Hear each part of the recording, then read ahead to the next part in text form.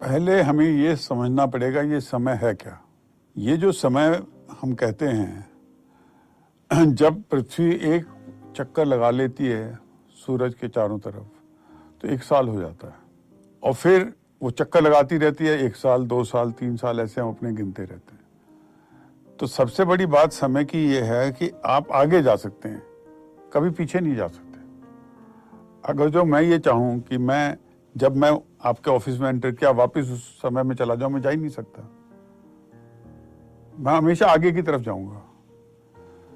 तो जो समय हील कर देता है वो ये है कि जो मेमोरी है वो वक्त के साथ जो है धूमिल होती जाती है। हीलिंग वो है, जैसे आज आपको घाव लगा तो बॉडी भी भगवान ने ऐसी बनाई है, वो अपने आप हील होती रहती है। तो सिमिलरली जो आपके ऊपर मन में भी जो घात लगते हैं वो भी समय के साथ हील होने लगते हैं। पर ये समय आपको लिमिटेड मिला है, क्योंकि आपको ये जो जिंदगी मिली है ये कुछ साल की जिंदगी है। तो इसलिए आपको समझना है कि इस वक्त को हम कैसे ठीक से गुजारें, क्योंकि जिस तरह एक जो पाप कर दिया मैंने उसको कभी मैं अनडू नहीं कर सकता। मैं समय में पीछे नहीं जा सकता।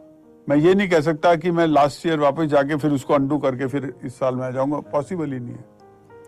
तो इससे समय को समझना बहुत जरूरी है कि ये समय मुझे कुछ साल के लिए मिला है, इसलिए मुझे इसको बर्बाद नहीं करना है। क्योंकि जो भी मेरे को टाइम है, मेरे पास जो भी मेरे पास वक्त है, उसको मुझे यूटिलाइज करना है अच्छे कर्मों में, जिससे कहते हैं ना, मेरे को अपने ब्राउनी पॉइंट, मतलब मेरे को अपने अच्छे कर्मों का घड़ा भरना है। तो वक्त चलता जा रहा है। अभी मैं जैसे आपके स्टूडियो में आया, अब से 2 घंटे हो गए, तो वही वक्त चला गया, उसको कोई वापस नहीं ला सकता। यही समय की ब्यूटी है।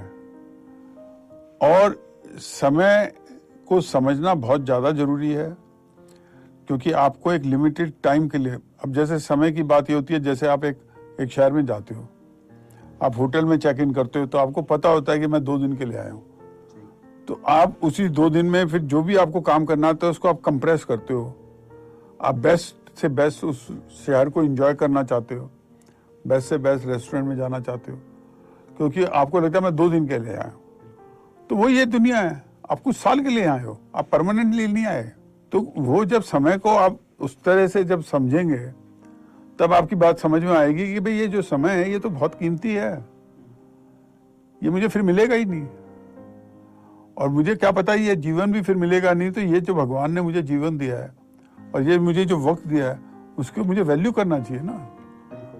और वो वैल्यू जब भी कर सकता हूं मैं, जबकि मेरे को ये समझ में आए कि ये समय मेरे को बाद में नहीं मिलेगा। क्योंकि जिस तरह से आदमी को बनाया है, मिल जाए सो मिट्टी है, खो जाए सो सोना है। जो चीज उसको नहीं मिलती है उसके लिए उसको लालसा रहती है, जो मिलती है वो कहता है भाई इसमें क्या है, कोई बड़ी बात नहीं है। तो यही चीज है कि जो समय है ये एक ऐसी चीज बनाई है भगवान ने, एक बहुत अजीबोगरीब चीज बनाई है, क्योंकि इसमें वापस ही नहीं है। एक तरफ है और एक तरफ है मृत्यु से मौत की तरफ, उल्टी नहीं है। तो जब मुझे मृत्यु की तरफ ले जा रहा है समय, और सबसे बड़ी बात यह है कि ये समय जो है, जैसे हम कहते हैं कि औरत को रूप दिया है भगवान ने, तो समय क्या है कि उसका रूप लूटता है।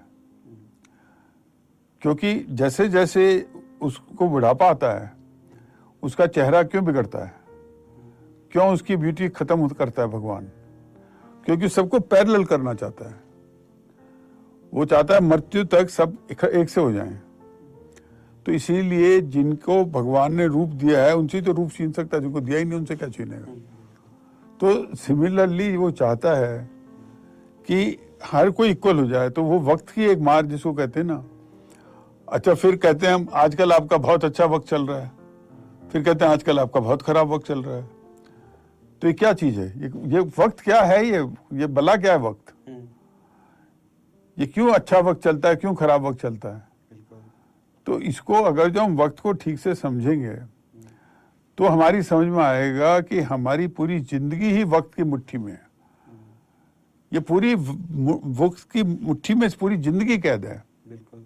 वो हमें समझ में आएगा, और जब हमें ये समझ में आएगा तो फिर हमारा डायरेक्शन एकदम सही हो जाएगा।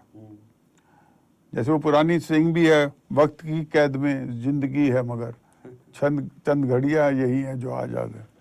तो ये सब शायर भी लिखे गए हैं। तो ये सब जो वक्त है ये वक्त की कैद भी है, और वक्त आपको वो भी करता है, सही भी करता है। जी। तो वक्त की कीमत आनी चाहिए आदमी को, समझना जरूरी है।